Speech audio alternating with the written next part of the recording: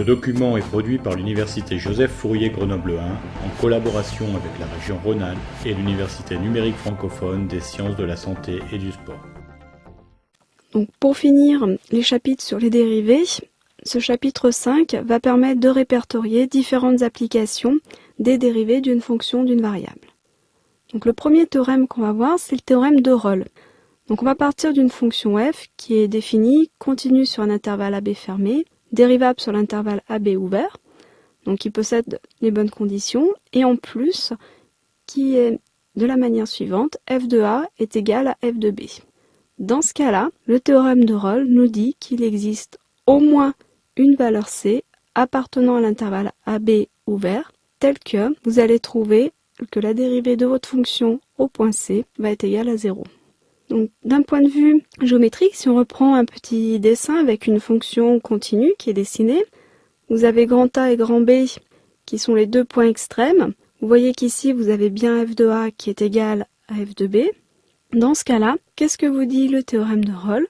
Il vous dit qu'il va exister au moins un point. Donc, dans notre cas, on va avoir deux points, C1 et C2, tel que si vous tracez la tangente à votre courbe en ces deux points, vous voyez qu'ici, votre tangente va être parallèle à l'axe des OX, ou encore à votre droite AB, et donc son coefficient directeur va être nul. Donc si le coefficient directeur de la tangente est nul, ça veut dire que la dérivée en ces points est également nulle.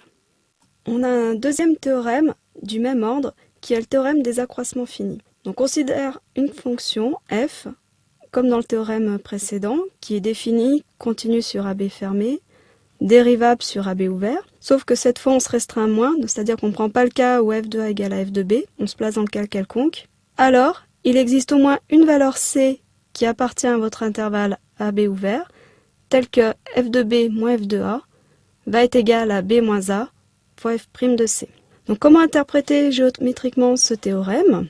Comme on peut le voir sur ce graphique qui représente votre courbe entre les points A et B, on a tracé ici la séquence entre A et B avec son coefficient directeur qui sera f de B moins f de A qui est divisé par B moins A. Il va correspondre, d'après le théorème des accroissements finis, à la dérivée au point C. C'est-à-dire que d'après ce théorème, il va exister au moins un point, donc dans notre cas on va en avoir deux, C1 et C2, tel que la dérivée en C1 va être égale à la dérivée en C2, qui va correspondre au coefficient directeur des tangentes à la courbe en C1 et en C2. Donc en conclusion, il existe au moins un point C qui va appartenir à votre courbe AB où la tangente est parallèle à la droite AB. Donc du théorème des accroissements finis, donc je vous rappelle la formule c'était la suivante, f au point B moins f au point A égale à B moins A fois f' de C. Donc vous pouvez passer f de A de l'autre côté et obtenir la formule qui est marquée sur le transparent. F de B qui est égal à f de A plus B moins A f' de C. Maintenant, on peut se servir de ce théorème des accroissements finis pour faire ce que l'on appelle des approximations. Donc supposons que vous ayez votre point B qui est proche de A. Dans ce cas-là, vous allez pouvoir écrire B qui est égal à A plus H, où H, ça va être la distance entre B et A. Donc dans ce cas-là, si vous appliquez le théorème des accroissements finis, vous allez avoir un point C qui va appartenir à votre intervalle A plus H. Donc C va pouvoir s'écrire sous la forme A plus θH, avec θ qui appartient à 0,1. Ça veut tout simplement dire que C est compris entre A et A plus H sur votre segment. En remplaçant les valeurs de B, de C dans votre théorème précédent, vous allez obtenir f de A plus H, donc qui est égal à f de B, va être égal à f de A plus H, f' de A plus θH. Donc maintenant une remarque. Comme on se trouve très proche du point A, que θ appartient à l'intervalle 0,1, au bout du compte, l'approximation θH va être très petite par rapport à A. Et donc on peut dire par approximation que votre valeur f de A plus H va être à peu près égale à f de A plus H fois la dérivée de votre fonction au point A. Donc ça c'est ce qu'on appelle une formule d'approximation à l'ordre 1, puisque l'on utilise une dérivée d'ordre 1. Donc ceci est valable uniquement dans le cas où vous allez vous placer au voisinage de votre point A. Donc je vous ai mis un petit exemple. Vous allez calculer une approximation à l'ordre 1 des fonctions suivantes. ln de 1 plus h au voisinage de 1, exponentielle h au voisinage de 0. Donc on va commencer à essayer de calculer l'approximation de ln de 1 plus h. Donc d'après la formule des accroissements, donc d'approximation, vous savez que f de a plus h va être égal à f de a plus h f' au point a. Donc il suffit de remplacer la valeur a par 1, et dans ce cas-là, vous allez avoir que ln de 1 plus h va être égal à ln de 1 plus h, la dérivée du ln au point 1. Donc ln de 1 est égal à 0, la dérivée de ln au point 1, vous allez obtenir 1. Donc au bout du compte, ln de 1 plus h peut être approché par la valeur h. Tout ceci, bien sûr, au voisinage du point 1. Donc maintenant, on va passer à l'exponentielle de h.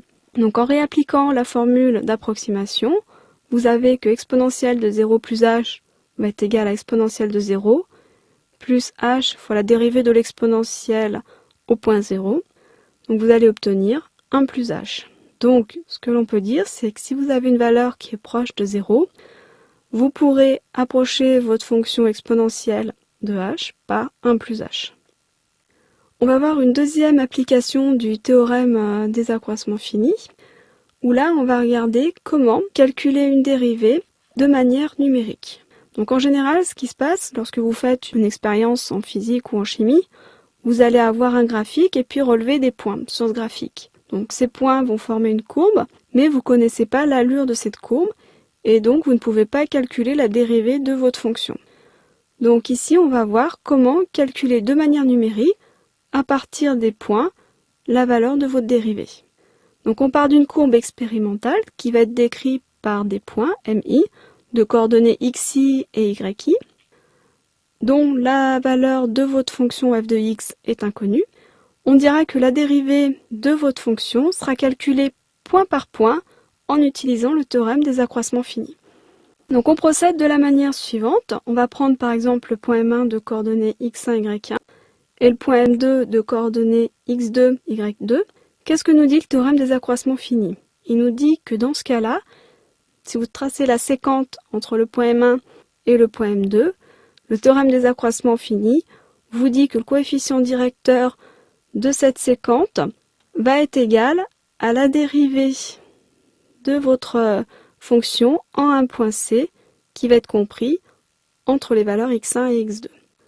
Donc si on reprend ça, votre point C qui est tracé ici va avoir pour ordonnée, donc en supposant qu'il appartienne à la dérivée, y2 moins y1 sur x2 moins x1, et ça correspond à la valeur de votre dérivée.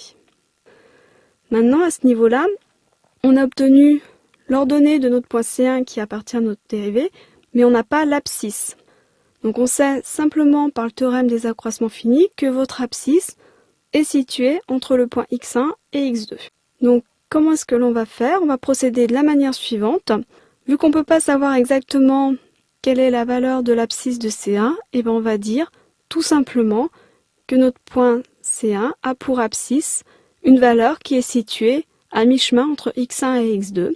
On va dire du coup que l'abscisse de notre point C1 sera x1 plus x2 divisé par 2.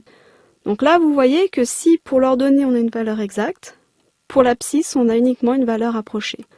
Donc pour conclure, lorsque vous voulez tracer la courbe de la dérivée, vous savez qu'elle va passer par le point qu'on appellera M1,2, puisqu'on s'est servi des points M1 et M2 pour la calculer, d'abscisse x1 plus x2 sur 2, et d'ordonnée y2 moins y1 sur x2 moins x1. Donc maintenant, là, on a calculé un point pour notre courbe dérivée. Ce que l'on veut, c'est avoir plusieurs points pour pouvoir la tracer. Donc on va faire la même chose pour chacun des points que vous avez sur votre courbe. Au bout du compte, si vous avez n points mi, vous allez pouvoir calculer n-1 point mij pour votre dérivée. Une remarque importante, c'est que votre approximation sera d'autant meilleure que l'écart entre vos points sera petit. Vu que vous faites une approximation entre x1 et x2, plus x1 et x2 seront proches, plus votre approximation sera meilleure. Donc ici, je vous ai mis un petit exemple d'application. On a relevé des valeurs pour x et pour y lors d'une certaine expérience.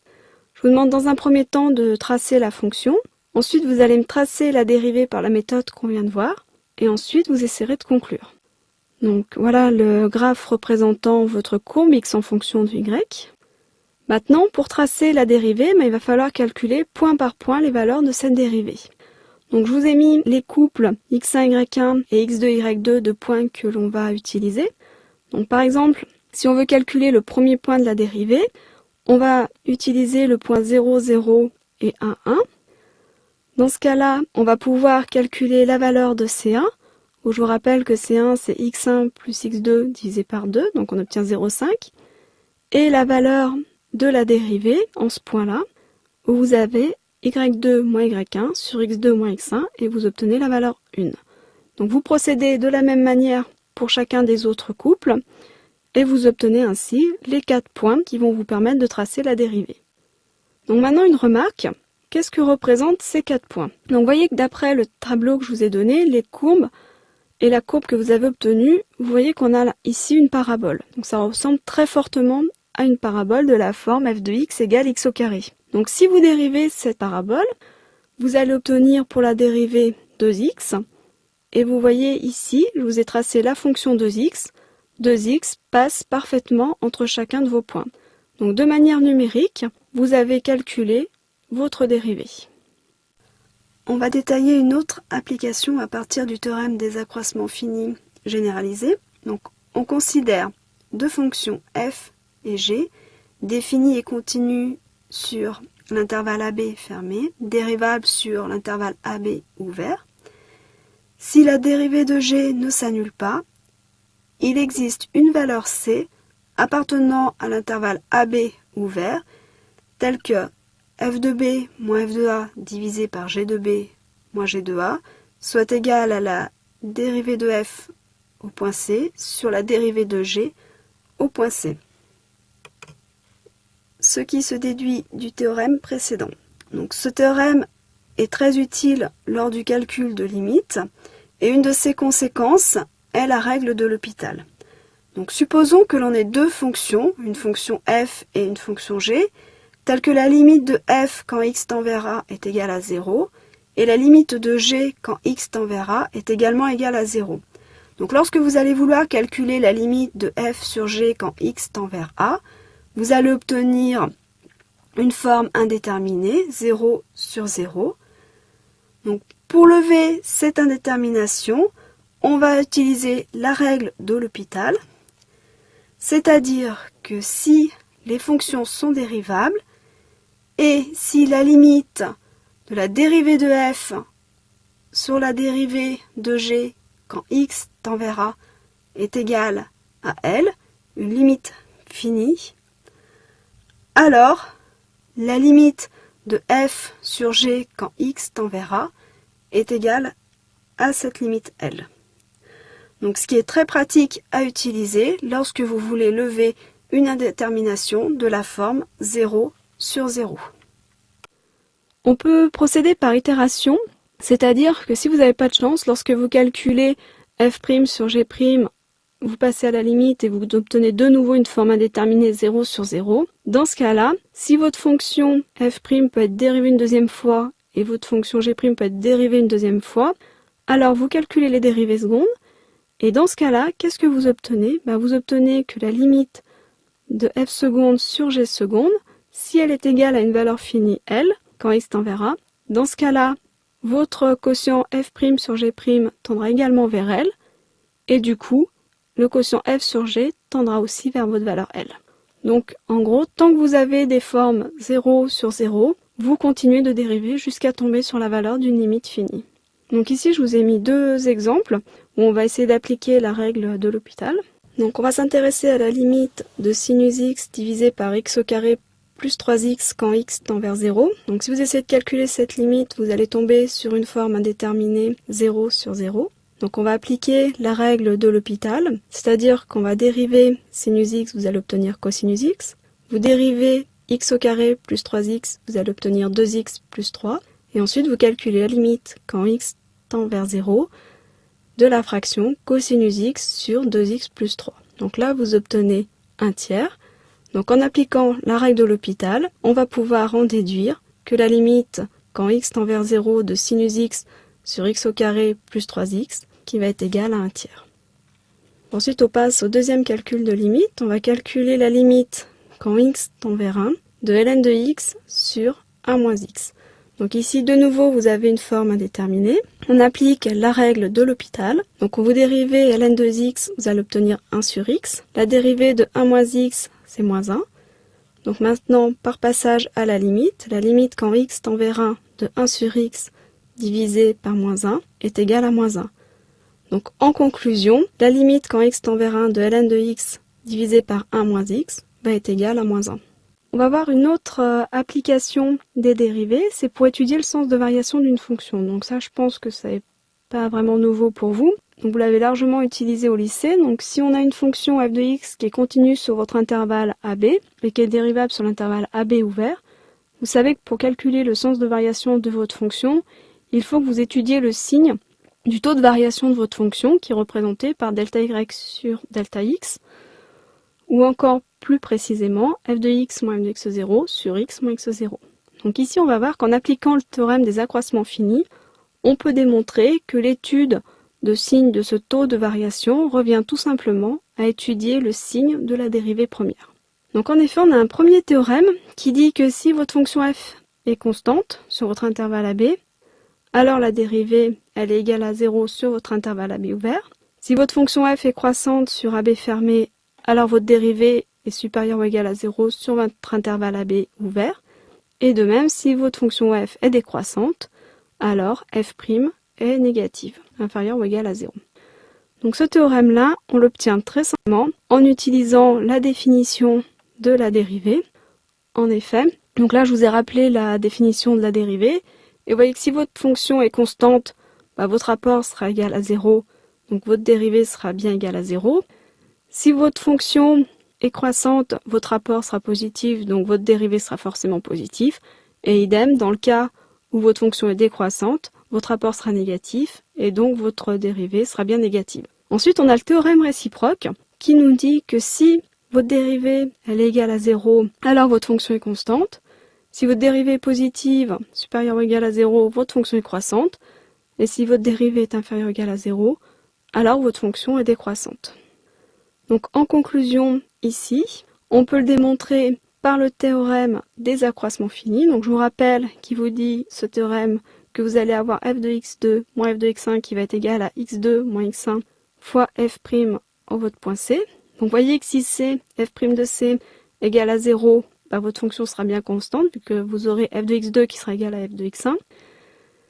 Si votre fonction f' est positive, vu que vous avez x2 moins x1 est positif, vous aurez forcément que votre fonction f de x2 moins f de x1 sera positive et donc croissante.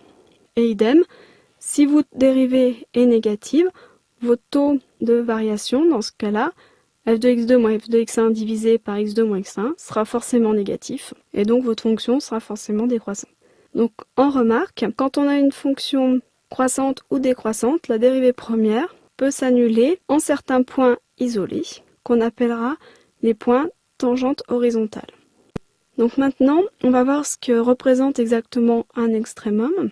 Donc si vous avez votre fonction f de x qui présente un extrémum pour un certain point x0, et si votre dérivée existe en ce point-là, alors votre dérivée sera forcément nulle.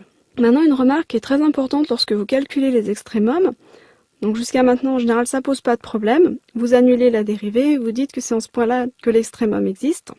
Je tiens à vous rappeler que votre extrémum existe uniquement si votre dérivée change de signe au voisinage de ce point x0. Donc on va voir un petit exemple pour l'illustrer. Si je vous donne par exemple la fonction y égale à x au carré, vous dérivez cette fonction, vous obtenez 2x. Donc elle va bien s'annuler au point 0. Vous voyez qu'elle va changer de signe. Elle va être négative pour x compris entre moins l'infini et 0 et positive pour x compris entre 0 et plus l'infini. Donc la dérivée s'annule et change de signe. On a bien un extrémum qui est un minimum dans ce cas-là. Donc en revanche, si l'on considère la fonction y qui est égale à x au cube, sa dérivée première est égale à 3x au carré. Elle va s'annuler au point x égale à 0, mais elle ne change pas de signe. Elle est toujours positive. Donc dans ce cas-là, il n'existe pas d'extrémum pour cette fonction. Donc comme on peut le voir pour le graphique, c'est-à-dire que vous avez ni minimum ni maximum, et au point x égale à 0, en revanche, vous allez avoir une tangente horizontale. Alors maintenant, on va voir que la dérivée seconde peut également nous apporter des informations sur notre fonction. Donc ici, vous avez tracé une courbe en verte, donc avec A et B qui appartiennent à votre courbe. En bleu est tracée la corde qui va relier la valeur A à la valeur B, et en rouge, la tangente à votre courbe. Donc on dira que votre arc AB est convexe, donc que votre fonction est convexe, à partir du moment où vous aurez votre corde qui sera toujours au-dessus de votre courbe, ou alors que vous aurez votre tangente qui est en dessous de votre courbe. Donc ce qui peut se traduire également par la distance entre le point P et le point M qui est positive dans ce cas-là. Donc ici vous avez une fonction qui est convexe. De la même manière, si votre sens de concavité est inversé, vous aurez une fonction qui est concave, c'est-à-dire que dans ce cas-là, n'importe quelle tangente que vous prendrez par rapport à votre courbe se trouvera au-dessus de votre courbe, et n'importe quelle séquente que vous prendrez, n'importe quelle corde, dans ce cas-là, sera elle située en dessous de votre courbe. Donc ici, vous allez avoir la différence entre le point P et le point M qui va être négative. Donc maintenant, comment essayer d'en déduire la concavité de votre courbe en fonction du signe de votre dérivée seconde? Donc supposons qu'on ait une fonction f de x qui est définie sur votre intervalle x0, x1, qu'elle est continue, dérivable et d'ordre 2.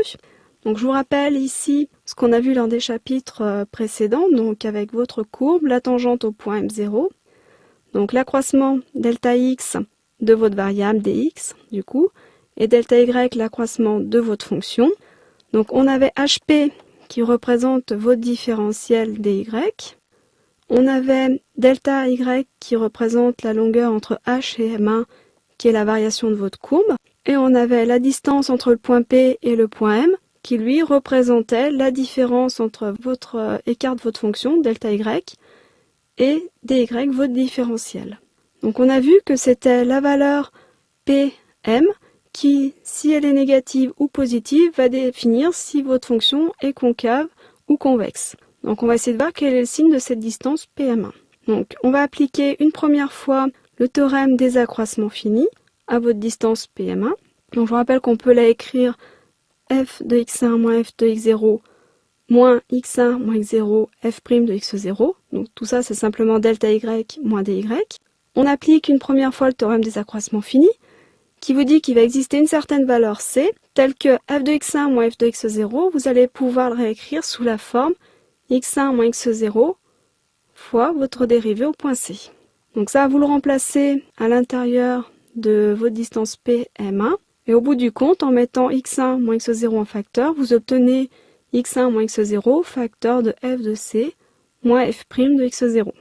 On va appliquer une deuxième fois le théorème des accroissements finis, qui va vous dire qu'il existe une certaine valeur t, qui va être compris entre le point C et x0, tel que f' de c moins f' de x0 va être égal à c moins x0 facteur de f seconde au point D. Donc vous voyez qu'on applique deux fois le théorème.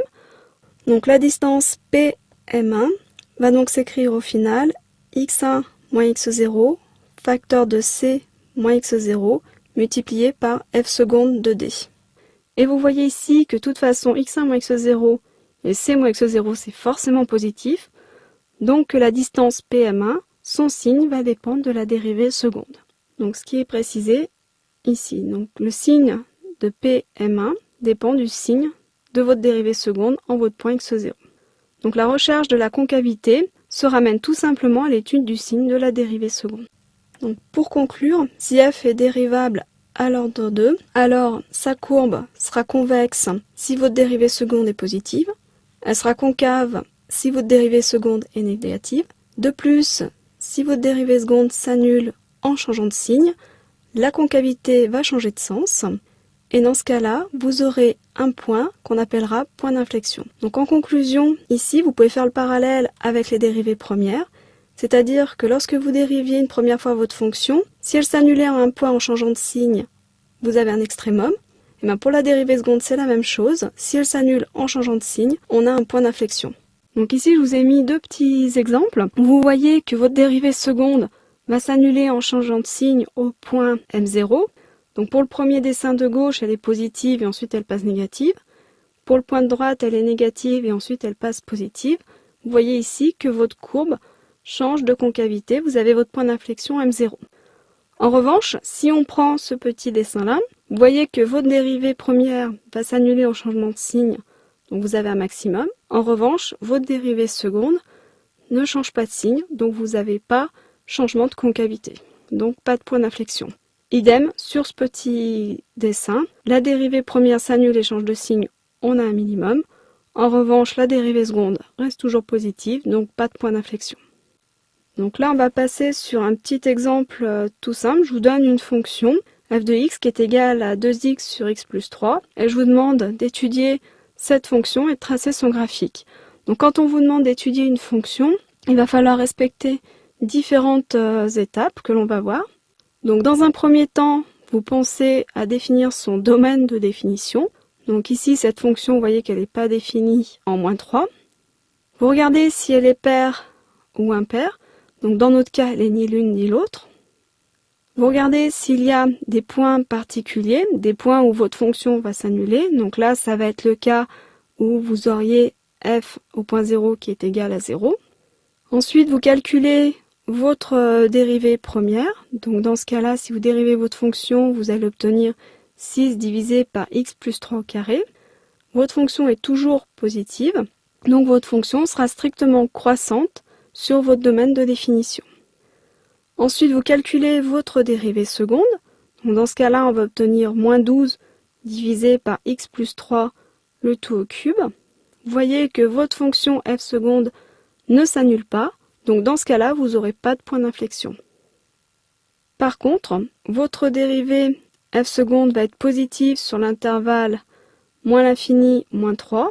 Et elle va être négative sur l'intervalle moins 3 plus l'infini. Donc elle va être convexe sur moins 3 moins l'infini et concave sur moins 3 plus l'infini. Vous voyez ici, toutes ces étapes reprennent tout ce qu'on a vu lors des chapitres précédents pour définir votre fonction.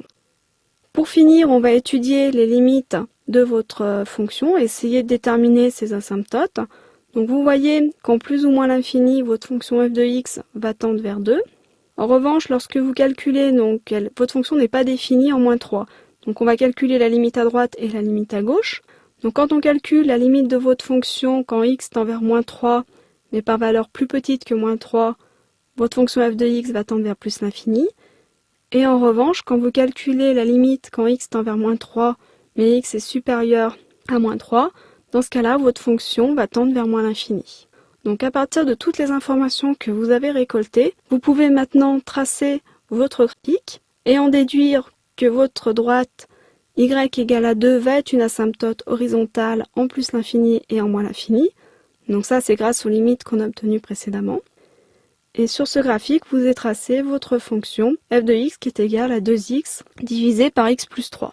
Donc là, on vient de finir le rappel sur tout ce qui est l'étude de fonctions. Donc maintenant, vous pouvez aller vous entraîner sur les exercices, notamment l'exercice 3 du TD2 dérivé et différentiel d'une fonction d'une variable, et également sur l'ensemble des exercices du TD3, étude de fonctions.